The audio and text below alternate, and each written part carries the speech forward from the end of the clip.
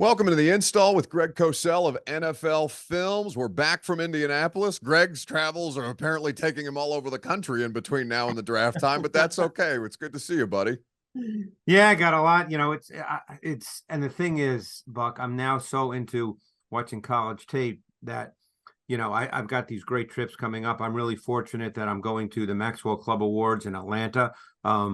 Actually, tomorrow and Friday. The event is Friday night.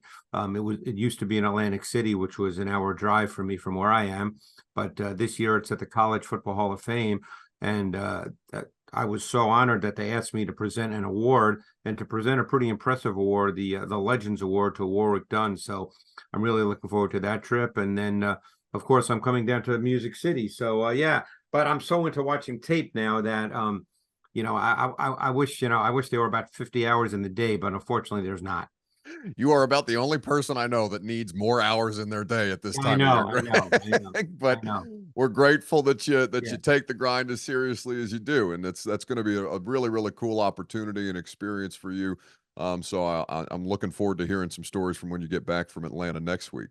But coming out of the combine, obviously with the whole league, how long did you stay in Indianapolis? I left Sunday morning, so the only group I did not see were the O linemen. It's actually a really good group. Yeah. The size and athleticism of these guys is just ridiculous. But they changed the order this year, as you know. So normally would not get to see defensive backs, and I did this year. But yeah, so I saw them, and I saw everybody else, and as you know, I have the opportunity to be on the field for the quarterbacks, and I really enjoy that because you just get a different feel standing 10 feet away from a quarterback when he throws a ball, as opposed to watching either on TV or on coaching tape, as I do when I do my work. Yeah, certainly we're going to hone in on the top quarterback prospects today. Titans not necessarily in the market for that, obviously, but still a very interesting class to dive into. Before we do that, though, Greg, just some general takeaways from the workouts that you were able to watch. I know you talked to so many different coaches and executives. I know you got to speak with Brian Callahan briefly Yeah. as we were crossing paths or changing shifts at Radio Row and things like that. What did you take away from the combine, and how is it going to help your evaluation process as we move forward and Well, closer to April? to be honest, I mean, I really enjoy the workouts. Obviously, I mean, that's different and they're fun. But for me, to be honest, Buck, the best part is to have conversations with coaches and really to talk about ball.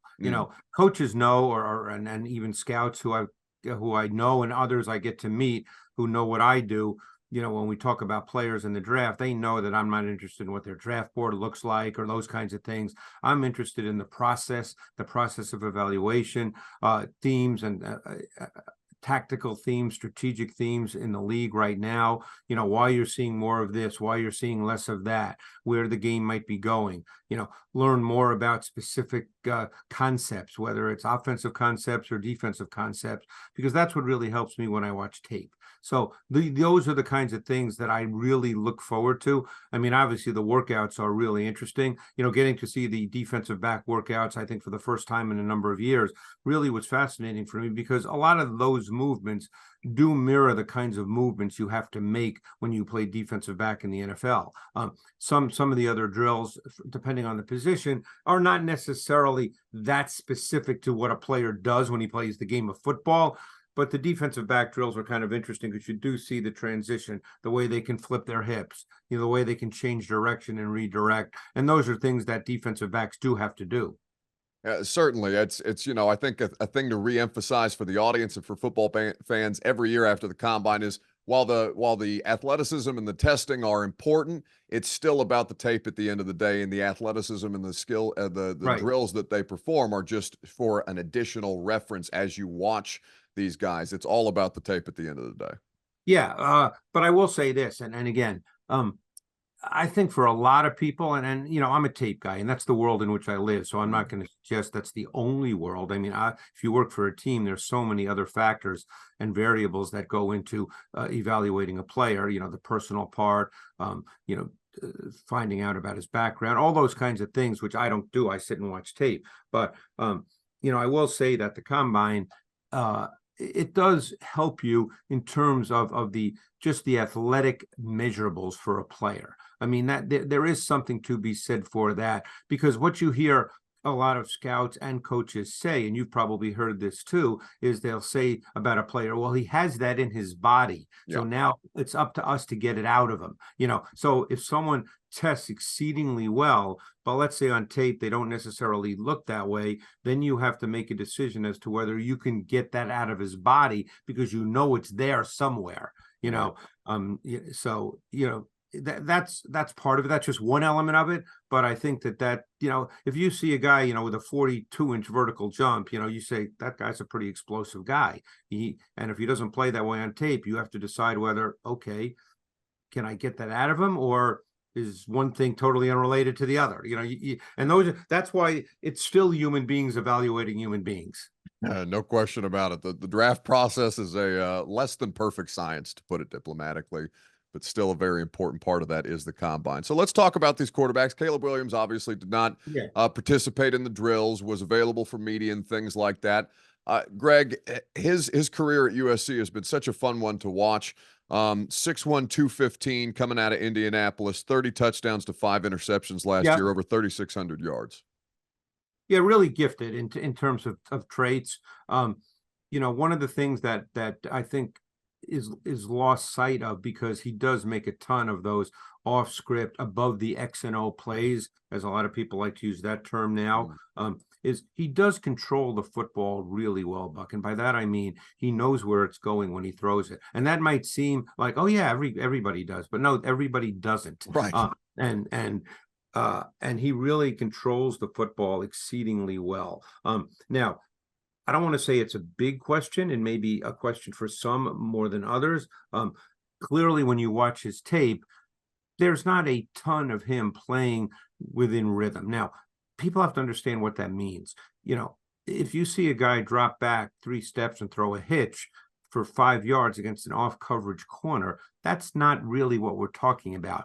Anybody could do that. We're talking about the kinds of throws that really define tight window throws, let's say against zone coverage in the intermediate areas where you hit your back foot and you've got to deliver the football. We're not talking about easy throws where, the receiver's wide open, like I said, a hitch, because I've seen some examples on Twitter of people trying to say, well, yeah, he can do that. And they show a hitch against an off coverage corner. Anybody can do that.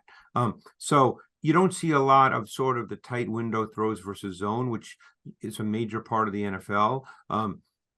And he does have a tendency when he leaves the pocket to move backwards. That's something that he will have to stop doing, because you really can't do that in the NFL.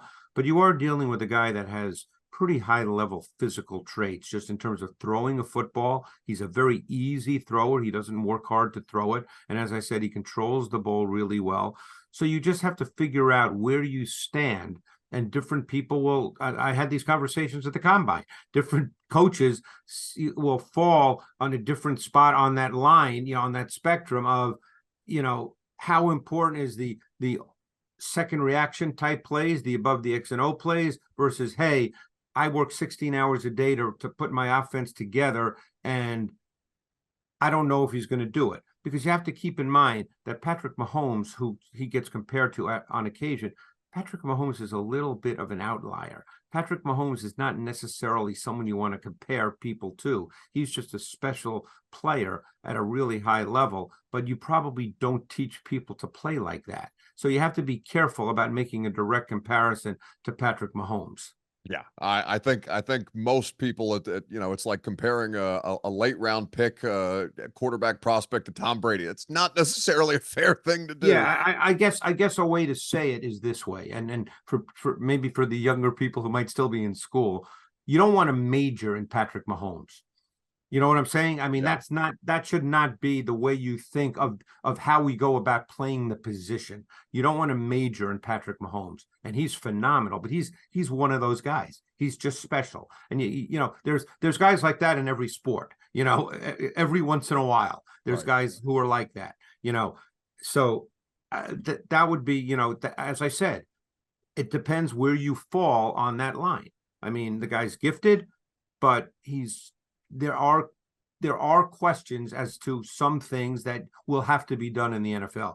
By the way, I did get a chance. I introduced myself to him on the field, and he's a Taylor. he's a very self-assured young man. Very self-assured young man. Yeah, fair to imagine why. And I know he was asked several times about players that he models his game off of, and Aaron Rodgers was the name that he brought up the most. And certainly you can see those kind of traits before, outside of what Rodgers has gone on to accomplish at the NFL level. Obviously, that's not what we're talking about here. And I want to make sure to reiterate that. I mean that in a very positive way. I know there's a lot of talk about him. I don't get into that innuendo and I don't, that's the stuff I don't know. I met him.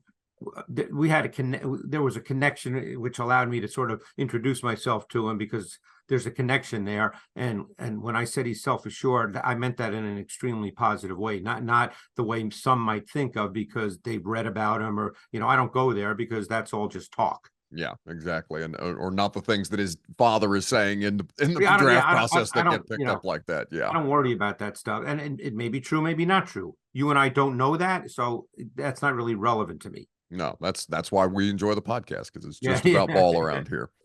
Drake May, by depending on how teams have their draft board stacked, certainly he is, by most people's estimations and evaluations, the second best quarterback prospect in this draft, coming out of North Carolina. 6'4", 230 is what he measured in at Indianapolis. Last year, 24 touchdowns to 9 interceptions for the Tar Heels, 3,600 yards as well. The film of him at North Carolina, Greg, is such a fun watch. It just to the untrained eye for somebody like myself, he's a really interesting prospect. And before we talk about Jayden Daniels, I'd be curious to know what your takeaways have been from watching him. Yeah, May's a fascinating guy, and I introduced myself to him as well because a coach I know really well, who coached in the NFL for years, he knows extremely well in addition. So we had that connection. He's a big dude now. I mean, I was standing next to him. I mean, I'm about 6'3", 6'3 and a half. Unfortunately, I weigh about 230 as well. It looks a lot better on him. Some of us wear it a little better than others. It's okay, Greg. It's all right. Looks a lot better on Drake May than it does on me. I will say, every time I put out one of our pictures from last year's live show, people are always shocked about how much taller that you are in real life than they may have thought you were, which is something like a lot of people in sports media get. But still. But anyway, Drake May is a fascinating guy because the physical gifts are clearly there. And again, then there's so many other factors. There's always been guys through the years that have physical gifts and don't necessarily become great players. And I'm not suggesting that's the case with Drake May. I'm just making the point that the physical gifts really stand out. You're talking about a big kid who's athletic, who can make plays with his legs, who can make throws on the move, obviously has a big arm. But a couple of things stand out that need to get cleaned up. And again, the other point to be made here is these players are prospects. I hope people understand that. They're not finished products. We're not, a lot of these kids are now 20, 21 years old when they come out. Some are older, obviously. Some have played longer. Jayden Daniels has played a little longer. He's a little older, but some are 20 or 21. And May has two things that need to be cleaned up. Number one, he's a little erratic with his ball placement. He misses a few too many, as we say, layups, and you can't really do that in the NFL. And I don't know how a coach would look at that, whether they feel that can be cleaned up with better mechanics, better fundamentals, or is that just the way he is? And we don't know that. The other thing that can be cleaned up, and it might seem like a minor thing, but it's not, Buck. And now I'm getting into the weeds a little, but it'll be very clear to people. When you drop back in a straight drop back, whether it's play action or not, but the drop back is straight, you're not booting out in any way, you have to stay right on that straight midline behind the center, because that's how the pass protection is blocking. That's what the play call is. That's how the offensive linemen are blocking. Right. He has a tendency to drift to his left. Okay. So what that does too often is he creates his own pressure because he's moving to one side when he shouldn't be. Now, as I said, that's coachable clearly, but I don't know if he's been doing it since he's 10 years old. It doesn't automatically get fixed like that. So we'll see, but that has to be cleaned up because what happens when you do that? You start to feel pressure that you've created, and then you disrupt the timing of the route concepts and the route combinations, because all of a sudden you feel like, oh, there's someone too close to me. I can't stay in the pocket, and you don't allow everything to develop. So as we use the term, you start to leave throws on the field. Yeah, and that's something that we talk about with guys at the pro level, right? When we talk about Yeah. quarterbacks playing within structure, and how much do you coach, try and coach them out of it, to, not necessarily to their detriment, but to basically not to try not to over impact how much of that player, how much of that is built into their game already, Right. as a part of, And that's hard to know. I mean, that's, as I said, I'm just watching tape. Coaches and teams are going to do far more due diligence than I'm even capable of doing, because I don't work for a team. So that's where you have to find those things out. Obviously, from what I heard from people, and I want to say this about Caleb Williams too. I spoke to a coach that spent 10 minutes with him, not in a formal interview, but they just happened to be walking through the, you know how the dome works. There's 10 hotels connected, so you can walk through these walkways, and it can take you 15 minutes to get from one side to the other. And I spoke to a coach, actually it was a defensive coach, who walked with him for 10, 15 minutes. And he came away saying about Caleb Williams, man, was that an impressive kid. And I think Drake May comes across exactly the same way. Yeah. Now, and as you mentioned, Jayden Daniels is going to be an interesting discussion here, for teams, depending on need, and depending on teams who are willing to move up in the draft order. Obviously, that's not something that we have yet determined ahead of April's draft. But I was talking to, speaking of people at the Combine, Dane Brugler, who does such a great job for the Great Athletic. job. Dane does an awesome job. Yeah. And I was talking to him about Jayden Daniels specifically, and the thing that he mentioned was a bet on Daniels is a bet that he continue his rapid progression as a passer, coming out of that Brian Kelly offense that they had at LSU. Obviously, dynamic playmakers in that offense as well. But I'm curious to know what you think about the system that he was playing in at LSU, and what you saw him progress at the collegiate level once he got to LSU. I think he's gotten better every year. I mean, Yeah. don't forget, he was a big time recruit. He went to ASU, had that great freshman year. One of his receivers that year was Brandon Ayuk at ASU. And then we all know ASU had issues, and I'm sure it impacted him. Transferred to LSU, had an outstanding 2022, clearly got better this past year. You do see on tape a quarterback that makes those kinds of throws that I spoke about, window throws. He goes through progressions. He does not just leave the pocket. Obviously, he's an explosive, dynamic runner with great vertical speed. He'll learn that he can't take some of the shots that he took in college. He'll learn that. But I really like Jayden Daniels. I did speak to one coach who had him as his number one quarterback. So, he is being thought of like that. And the coach who told me kind of gave me that smile, as if, hey, he's clearly the number one, so he's going to be thought of really highly. Another phenomenal kid. He comes out of that Southern California group. He's close friends with CJ Stroud and Bryce Young and DJ Ugalele. They all sort of come from that same area.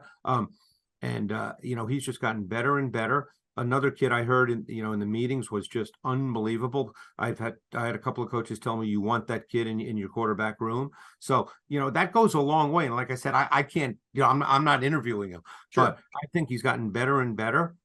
He doesn't have a big arm, but he can make every throw. I think he sees things pretty well. And, when you keep seeing a guy improve, as Dane, you quoted Dane, and he's correct. You keep seeing a guy improve, and you have to assume that not only is there a physical part to that kind of improvement, there's a mental part of wanting to do it better and better. So I like Jayden Daniels, and I'm real curious to see where he ends up and what system he's in. Yeah, that's as big a part of it as any, as we well know, the geography of all of this. And the team and the rest of the team. You hate to draft a rookie quarterback who's going to play on a team where he feels like he has to put up 28 points every week, or they can't even compete, because that's just, it's really unfair to the quarterback. Oh, sure. And, not to take too much away from podium availability and stuff like that, but both Caleb Williams and Jayden Daniels, for example, were asked, how important is it for you to be the top pick in the draft, or a top 10 pick or something like that? Caleb Williams emphasized that it was very important for him to achieve the goal of being taken first overall. And Jayden Daniels was very honest. I want to go to the place that makes the most sense for me.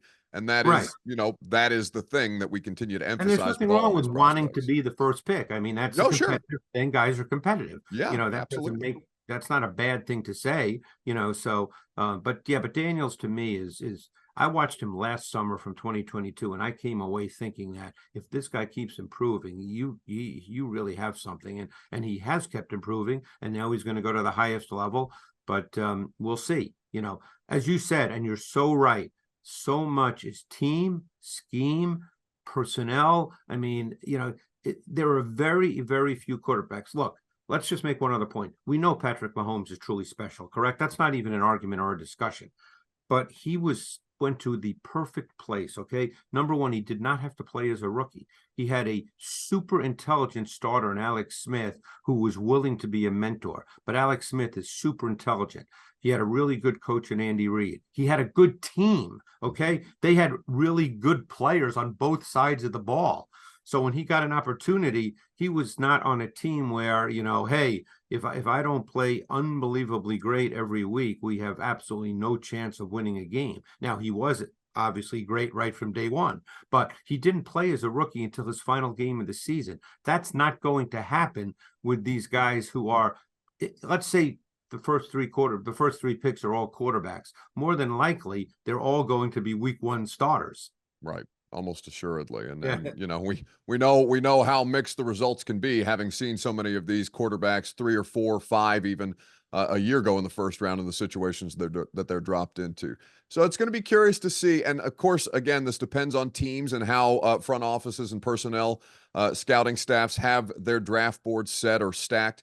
But the quarterback after the top 3 by almost consensus that we talk about, there's discussions about J.J. McCarthy. Michael Penix, I know that the medicals were a big part of the evaluation for him in Indianapolis, and how much people trust the amount of knee injuries that he's dealt with. And I know he's had a shoulder situation since he's been at Washington too. But tape-wise, as you evaluate these guys, Greg, who is the quarterback that's next on these theoretical lists that I know you hate making for me? Right. Well, the player that I really like, and I've actually watched a lot of them, and I've probably watched more than I needed to, just because I kind of like it. I like their offense a lot, and now their offensive coordinator is the offensive coordinator with the Seahawks, is Michael Penix. And I guess in some ways I'm trying to figure out, well, he's not thought of more highly. Now, a lot of people talk about the fact that, he's not a great mover, but he's a pretty good athlete. And that he is, because he was at Indiana for a couple of years, and he actually moved around quite a bit there. Now, I know he's at 2 ACLs, and he did have the shoulder surgery, but hasn't missed any time the last 2 years. He did get a clean bill of health at the combine, but he throws the ball really, really well. And again, take the combine for whatever it's worth, but standing a few feet away from him, that ball comes out really cleanly, really nicely. It might sound silly to say, but it's not. He throws a really tight spiral, but it's a very catchable ball. And as I said, they ran a lot of NFL route concepts with Ryan Grubb, and they were intermediate throws, vertical throws. He made some big-time throws consistently, and he moves a little better than people think. Is he the best mover in this draft class? No, of course not. But he's not a stiff in the pocket. And there are many, many examples of that. I watched the Michigan game, and that's a game people point to. That was the aberration more than the norm. And there were so many things that happened in that game. They had 7 or 8 false start penalties. There were 4 or 5 snaps in that game where the one offensive lineman literally was a second late off the snap. He didn't move when the ball was snapped. It was just one of those weird games. And obviously they were behind right from the start, and the whole feel of the game, I remember watching it on TV, as you I'm sure did, the whole feel of the game was kind of weird. But that was the aberration. But I really like Michael Penix. Now, I don't know where he's going to get drafted. I don't know, how everybody feels about him, but I really like watching him play quarterback. Well, and to your point about the Michigan tape, Greg, like if you're gonna ding him for how things went in that Michigan game, and of course, as you mentioned, there was a bunch of anomalies. You need to look no further than the Texas game the week before to see one of the best quarterbacked games of the college football season, where he made some throws. And by the way, as I said, I watched him last summer, and I've probably watched 9 games of Penix this year, just because plus they have so many guys. They have the 2 tackles on offense that I had to watch as well. They have the 3 receivers. They even have a tight end who I haven't gotten to yet. So they have so many guys on that offense. So therefore I saw a ton. I mean, I probably saw Michael Penix throw 400 balls. you know, Yeah. and I think he threw 550, and I've probably seen at least 2/3 of them, at least. And so I've seen a lot of throws from this year. And as I said, I saw him last year. And, you know, the bad throws are the aberration. Every once in a while, he throws one where you go, but you know what? Every quarterback does that when you throw five, you know, not every throw is pristine. It just doesn't work like that. Yeah, there's it's just I've gone the entire podcast without saying the G word, Greg, generational, but I don't think that Thank you. Please, thank you. Thank you. Yes. But there's no such thing as a perfect prospect is the thing that we have to keep Right. reiterating to people. The thing that we have to keep reiterating to people is to buy their tickets to the live show before they sell out, buddy. I mean, they've been moving fast, and not that we didn't know that there was going to be a big crowd for the second time around that we did this, but it has even surprised me, Greg, to see how quickly people are buying these tickets up for May the 3rd. I know you're fired up. You're going to have two Nashville trips coming up. I do. But I mean, I just think back to last year when we did the live install, Buck, and I mean, it was awesome. I mean, I loved the crowd. The questions were phenomenal. Mm-hmm. You know, people were totally into it. So I'm really glad to hear what you just said, and I'm really looking forward to coming down on May 3rd. You know, in the analog room at the Hutton Hotel, and notice the little promotion I just threw in there, Buck. You know, that was like a little. Look at you! You've been cutting promos that we're running on the show. Yeah, it's you've got it figured out, Greg. Yeah, so I mean, I'm really looking forward to that. That should be a lot of fun. Now, so we all are. And for those of you who are watching the podcast today on YouTube, the link to buy tickets for the live install show will be in the description of the podcast there. Greg, appreciate your time as always. Enjoy Atlanta and the College Football Hall of Fame and the award ceremony. I know you're fired up to present. And we'll certainly circle back around next week to get into it when free agency will be in full swing. Oh boy, I know free agency will be in full swing. You know, not letting us come up for air around here, but that's the league. I love the way they use the term the legal tampering period. I mean, isn't that? Why don't they just say they can start signing guys? Yeah, listen, legal tampering was last week in Indianapolis. But, right. We'll just keep the ball rolling, whatever they got to call it, Greg. We're just a prisoner to the calendar at this point. There you go. Thanks, buddy. I appreciate it. Thanks, Buck.